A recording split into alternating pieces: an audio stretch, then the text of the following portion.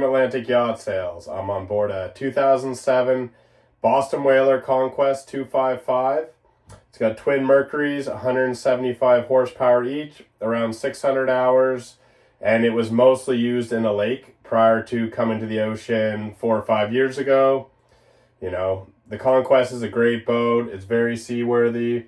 You got your windlass, you got a nice little cuddy, can sleep 2 to 3 comfortably with a head. So great for the whole family.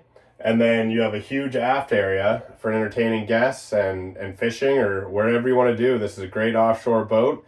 And you can check out the full specs at www.atlyachts.com.